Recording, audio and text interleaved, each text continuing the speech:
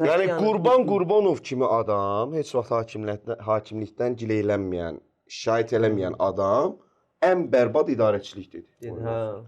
Yəni Qurban Qurbanov ən bərbad idarəçilik dedi. Özü də peşəkarcasına dedi idarə elədi. Yəni o peşəkarcasına məcazi mənada dırnaq arasında deyilən bir ifadə idi ki, yüksək səviyyədə bu oyun idarə olundu.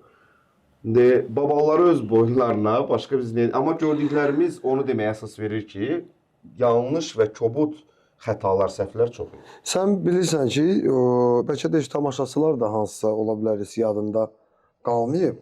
Amma statistikaya görə İsmail, Berezovski komandaya gələndən sonra Sabah komandası Qarabağı uduzmayıb hesaba.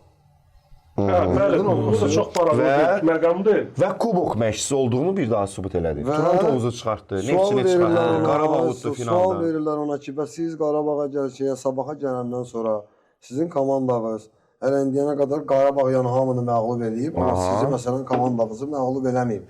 Və bunun nəsə bir sizin nəsə bir formulu varmı Qarabağa qarşı oynayanda uduzmamaq və yaxud da nəsə bir sirri varsa bildirərdiniz öz fikrinizi. Özü də məşqçi deyir ki, yəni bunun bir formulu, bir sirri yoxdur. Sadəcə olaraq futbolçuların meydançada çıxıb verdiyimiz tapşırıqları 100% yerinə yetirməkdir və bu kubokun da qalib olmağında yəni hamısı meydançada uşaqlar sona qədər özünə inanıb və bu qələbəyə inanıb meydançada mübarizə aparmalıdır.